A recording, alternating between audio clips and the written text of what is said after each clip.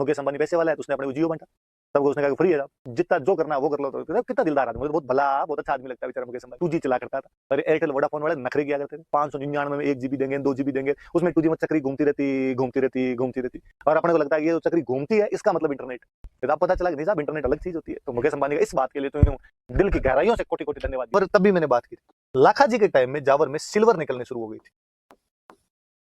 चांदी निकलनी शुरू हो गई थी।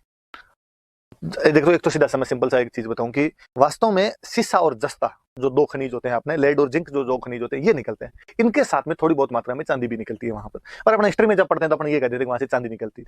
सिंपल सी बात, कोई पूछे कि जावर से कौन सा खनिज प्राप्त होता था, चांदी प्राप्त होती थी।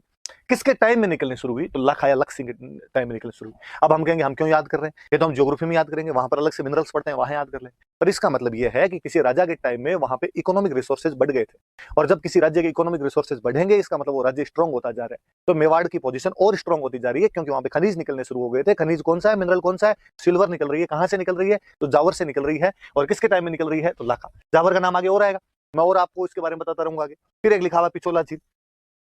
ऐसा कहते हैं कि उदयपुर में पिछोला झील, आपका सबका नाम सुना होगा। उसका नाम पिछोला इसलिए है क्योंकि वहां पर एक गांव है पिछोली, पिछोली गांव के पास में बना, इसलिए उसका नाम पिछोला झील रख दिया गया। लाखा के टाइम में बनी थी। तो क्या लाखा ने बनवाई? नहीं साहब, लाखा ने नहीं बनवाई थी। कहते हैं ये किसी एक बंजारे ने बनवाई थी। एक बंजारा था, वो इस झील को बनवा के गया था। अब बात है कि सब बंजारे कौन होते हैं? तो बंजारे होते हैं नोमैडिक ट्रेडर, घुमक्कड़ व्यापारी, जो एक जगह से दूसरी जगह पे घूमते रहते हैं, और घूम घूम के बैलगाड़ियां रखते थे जी, और बैलगाड़ियों में सामान लाद के रखते, अपने गांव में आए, अपने गांव में सामान बेचा, 5 दिन यहाँ रुके, फिर अगले गांव गए, वहां सामान बेचा, फिर अगले गांव गए, वहां सामान बेचा, घूम घूम के सामान बेचा करते थे, इसलिए उनका नाम पड़ गया, वो हो गया आपके बंजारे। अब मैं आज के सिंपल शब्दों में बताऊं तो चलती फिरती रिलायंस प्रेस थी जी उस टाइम की, कि सारा सामान उनके पास हुआ करता था, बेच के जाया करते थे। शुरुआत में बेसिकली वो लोग नमक बेचते थे, धीरे धीरे बाकी चीजें भी बेचने लगे थे। याद रखना, मुझे याद है एक बार ये कहीं क्वेश्चन था कि बंजारे कौन होते हैं, तो भाई पश्चिमी भारत के साइड में जो घुमक्कड़ व्यापारी हुआ करते थे उनको हम क्या बोलते थे? तो बंजारे बोला करते थे, तो याद रख लो। अब कोई बंजारा पैसे वाला था, क्योंकि व्यापारी थे तो व्यापारी पैसे वाले होंगे। पहले जब पैसे वाले लोग होते थे धर्म पुण्य के काम करवाया करते थे। राजस्थान में धर्म पुण्य का काम क्या हो सकता है? पानी की व्यवस्था करवा दे। तो उसने यहाँ पर एक झील बनवा दी थी, उस झील का नाम पिछोला झील। इतना याद रखने वाली झील बनी किसके टाइम में? तो लाखा के टाइम में वो झील बनी थी। तो याद रह जाएगी बात, किसने बनवाई? तो बंजारे ने बनवाई थी, लाखा जी ने नहीं बनवाई।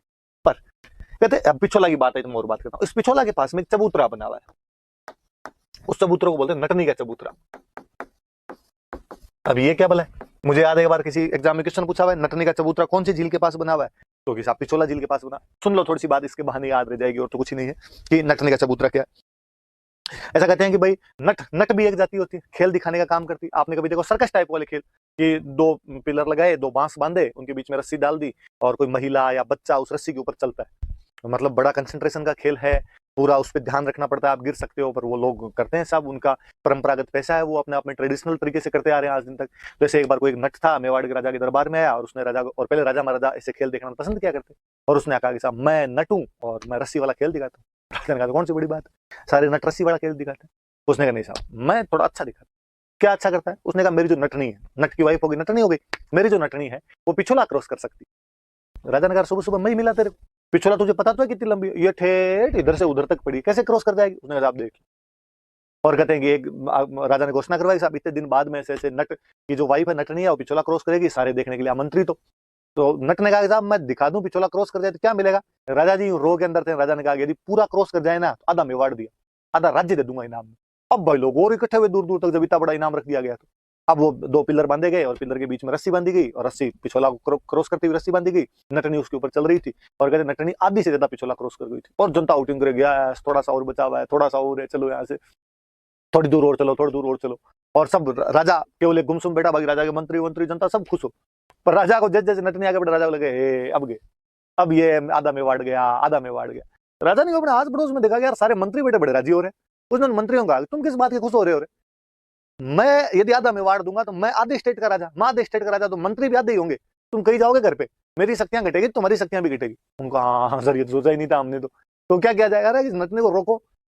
तो एक किसी मंत्री का दिमाग चला, ऐसी कहानियां ऐसी बातें हैं कि उस नटनी का बच्चा पास में खेल रहा था, उसने बुलाया किधर आ, बुलाया बुलाया उसको, बच्चे खींच के थप्पड़ मारा, थप्पड़ मारा तो बच्चा रोया, बच्चा रोया तो माँ का ध्यान बच्चे के रोने की तरफ गया। आप नोटिस ही कर लेना, अपनी जो मम्मियां होती है, बच्चा कहीं रोए कितनी दूर हो, मम्मी को फटाफट पता चल जाता है कि रोती है। मुझे तो हमेशा महिलाओं वाली सिक्स सेंस का बड़ा जोरदार लगता है। एक तो मम्मियों को भले कहीं बाड़े में काम कर रही है या घर में कहीं झाड़ू पोछे अलग से कर रही है, रसोई में दूध उफन जाए तो पता नहीं कहाँ से सुगंध आती है उनको कि दूध उफन रहा है, अपने को नहीं पता चलता, उनको ही पता चलता है। बच्चा कहीं रोए तो उनको पता चल जाता है। और बेचारी नटनी को जैसे ही वो आवाज सुनी बच्चा रो रहा है, उसका ध्यान बच्चे की तरफ गया, कंसंट्रेशन का खेल है, नटनी उसके अंदर गिर गई बेचारी पिछोला।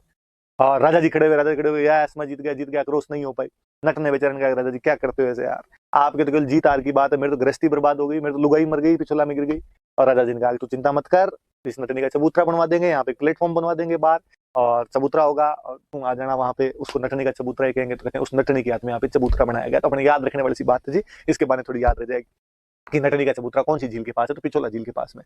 और पिछोला झील किसने बनवाई थी, तो बंजारी ने पिछोला झील बनवाई थी। पैसे वाले लोग ऐसे काम किया करते थे, अभी भी पैसे वाले लोग धर्म पुण्य का काम करते हैं। मुकेश अंबानी पैसे वाला है तो उसने अपने को जियो बांटा, सबको उसने कहा फ्री है, जितना जो करना है वो कर लो। तो कितना दिलदार आदमी, मुझे तो बहुत भला, बहुत अच्छा आदमी लगता है बेचारा मुकेश अंबानी कि यार देखो कितना यूं भलाई का काम कर रहा है, भारत को इंटरनेट सिखाया है सबको, अपने को फ्री इंटरनेट दे दे, कम से कम सिखाया तो सही कि ये चीजें देख लो। वरना मुझे वो जमाना भी याद है जब 2G चला करता था, और एयरटेल वोडाफोन वाले नखरे किया करते थे, 599 में 1 GB देंगे, 2 GB देंगे, उसमें 2G में चक्री घूमती रहती।